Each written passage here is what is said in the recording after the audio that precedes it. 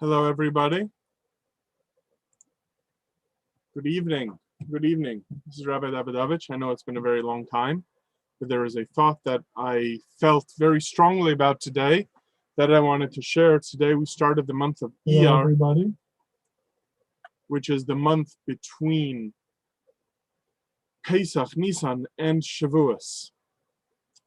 And one of the ideas that came to me today in the parsha, which is Parshas Tazria Mitzorah, which deals with tsaras, leprosy, which we discovered in today's Aliyah, today being Tuesday, that the purpose and the function of tsaras is to exclude a person from society. That there are people who need to be excluded from the general community. And the way that the rabbis in the Talmud explain the reason for that exclusion is Lashon Hara. The Gemara does say that it's not only about Lashon Hara, it's about other antisocial sins as well. But Lashon Hara is a stand-in for all of those antisocial sins. So here's the idea that came to me. If you take a look at the Parsha, and I know it bores a number of people to read about skin lesions and white hairs and whatnot, but there's an idea that needs to be paid attention to. And that is that there are various kinds of tsaras, various kinds of leprosy. There's the regular variety, which opens the topic. But then you have another couple of ideas.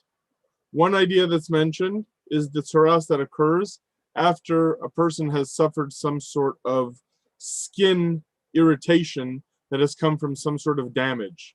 Shchin, actually. And the other kind that's mentioned is when a person has had a burn, another kind of injury. So the tsaras develops on the healing of the burn or of the bruise.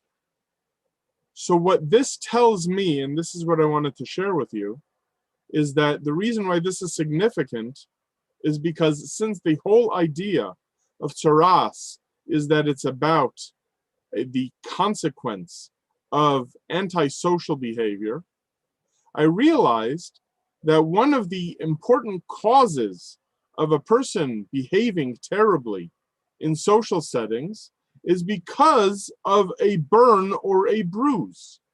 Meaning, in the expression, I don't know where this expression comes from, but it's a very powerful expression, which is hurt people hurt people.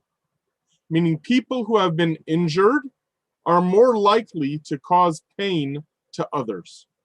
So that a person who has been burned, which actually works very well with the modern expression of someone who has been burned, meaning someone who has been hurt or insulted, or someone who has been bruised or damaged, is more likely to want to speak out negatively against the whole community, not just the person who did something negative about them or to them, but rather the entire community, because they will view the entire community as being at fault.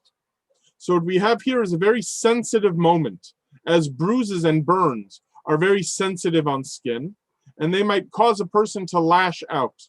And then when those people are called on for lashing out, they'll say, "How dare you criticize me? Don't you know the pain that I am going through?" And this becomes the catch-all excuse for hurting others and harming others. And this is how I understand why in Parshas Tazria, that lists the different forms of tsaras. There isn't just ordinary tsaras, there's the tsaras that comes from pain. It behooves all of us to try to figure out what areas in our life that have caused us pain run the risk of leading us to cause pain to others. And to end on a positive note, that we need to think of the times that are good, when someone has done good to us, to use that strength to want to pay it forward, so that we can cause more chesed and kindness to others as well. Thank you.